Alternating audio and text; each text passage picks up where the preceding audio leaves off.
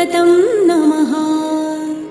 नमः प्रकृत्यै भद्रायै नियताः प्रणतास्मताम्।